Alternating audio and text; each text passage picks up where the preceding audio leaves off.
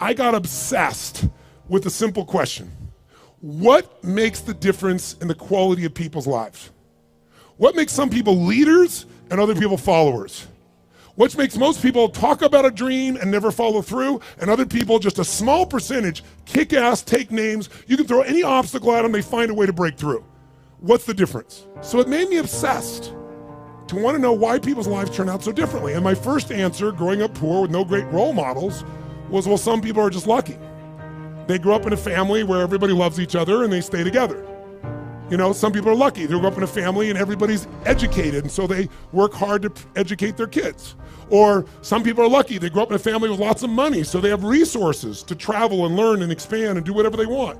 And as much as I wanted to believe that story, that some people are just lucky, that they had a better family, when you pay attention and you're even slightly honest with yourself, that story doesn't hold up, does it?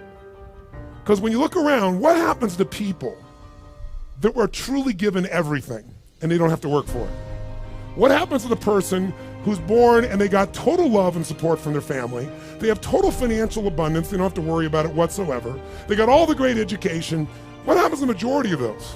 Not all, but the majority of those people don't build any muscle. They're not hungry because everything was given to them, so they don't have any hunger that could give them drive. Which, if you ask me, Tony, what's the single most important key to success above anything else? It's not talent, it's not skill, it's hunger. If you get enough hunger going in you for an answer, you'll find the answer. If you get a hunger enough inside of you that says, I gotta take things to a next level, I gotta achieve, I gotta make a difference, I gotta expand, you will find the answer. People's intelligence will expand if they got enough hunger. But if you got everything and you're not hungry, you're not gonna have much. Look at the pathetic people you read about in the rag newspapers who were given everything. And as a result, what do you find out? The majority of people that are given everything, you find them living in rehab. They've been getting everything else, and they're going in and out of rehab for drugs or alcohol or something else. And then you find these people that life seems to have stepped on. You know the kind of people I'm talking about?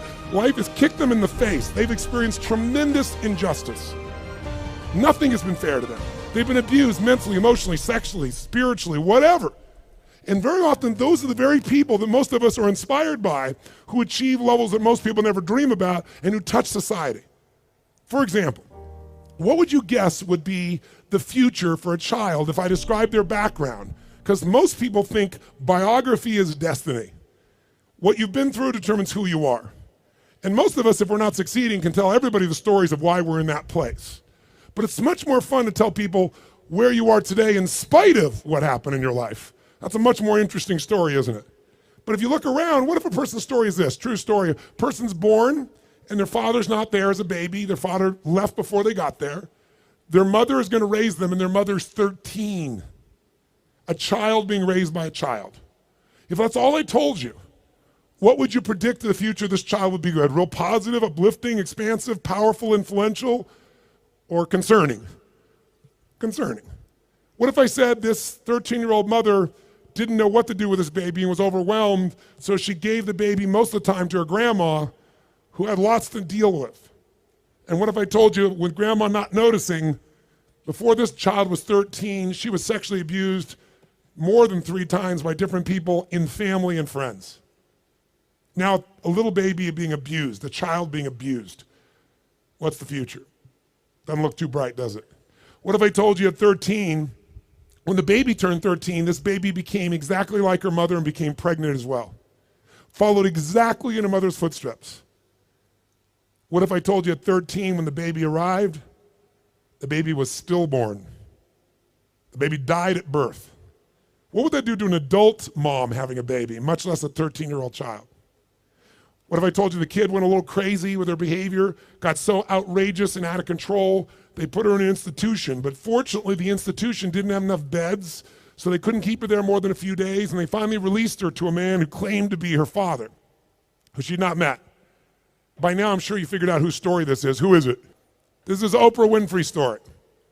Oprah Winfrey went through all that we just said, plus she was African American at a time in the US when the President of the United States was not African American, and when many people in the US did not judge people by their character, they judged them by their color, based on nothing whatsoever. This woman has become one of the most influential people in the world, females on the planet, and that's her story. So the reason is, whatever story you're being told about the economy, whatever story you're being told around you, you have to be so aware not to buy into a limiting story. Either someone else telling you that or you telling yourself that.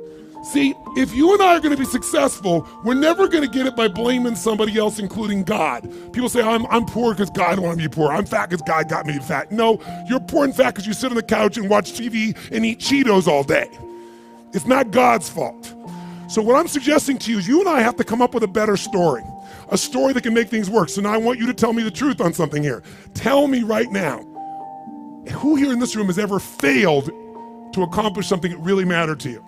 We all know we failed at some point. When you failed in the past, why did you fail? And this is where you hear people's story. Remember why I'm telling you this? Because I want to tell you right now, you might write down something. Change your story, change your life.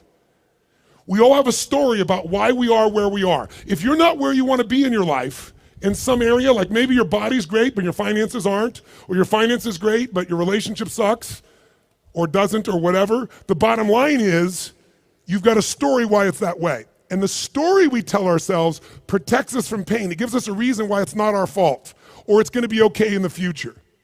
But the story that protects you also imprisons you. It keeps you from changing your life.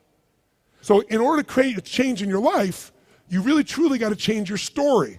You got to shift your story. You got to find a story that's going to empower you, a story that's going to strengthen you, a story that will push you beyond anything you've ever done in the past. So the story most people have, and that they had at this TED piece was, I said, why have you failed in the past? Didn't have the money, didn't have enough time, didn't have the right resources, didn't know the right people, didn't have the right contacts, didn't have the technology. Some people said we had a lousy leader. The leader said I had lousy people, right? Isn't this stuff what people tell you? Those of you who told me you don't have the money, you don't have the time, you don't have the education, you didn't have the right people, didn't have the right skills, didn't have the right technology, you didn't have the right Supreme Court justices or enough of them. I would submit to you, you've all told me the reason you failed is you didn't have the resources. Time is a resource, money is a resource, technology is a resource, knowing the right people is a resource. And I said to the audience, here's my experience working with the most successful people on the face of the planet, athletes, presidents of the United States, multi-billionaires. Here's what I know from them. Resources are never the real problem. A lack of resourcefulness is the real problem. I'll say it again. Lacking the resources is not the problem. Lacking resourcefulness is the real problem. What I mean by that is very simple. The ultimate resource is human emotion.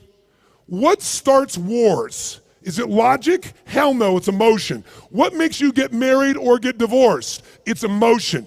What will make you stay up all night, work to build your business? Emotion. What will make you give up? Emotion.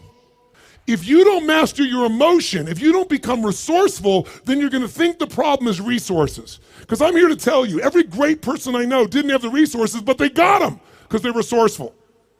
And what that means is, if you're creative enough, creativity is an emotional resource, can you find an answer to the problem, yes or no? If you're determined enough, can you find the money that you don't have, can you find it, yes or no? If you care enough and get other people to care with you, can you get them to help you, yes or no? If you are bold enough, if you're strong enough, if you're disciplined enough, can you get yourself to do things other people cannot find a way to do, yes or no? See, the ultimate resource is resourcefulness. And I tell you that, my friends, because I grew up with no resources, but I became very resourceful. And that's why I have the privilege to be with you today. I don't care where you are today. I don't care if you're totally broke, and getting here was a huge stretch for you.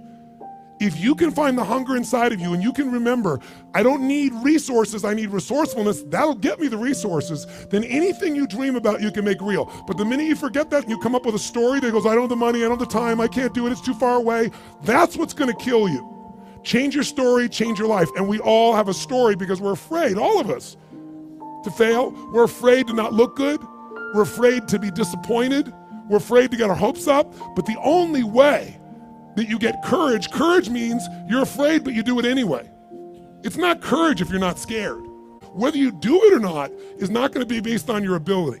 What you're capable of is amazing. What most people will do is disappointing. It has nothing to do with the content of what needs to be done. It's everything to do with the mastery of your own states. So here's what I believe. My passion is not just get up and talk. My passion is get people to rewire themselves.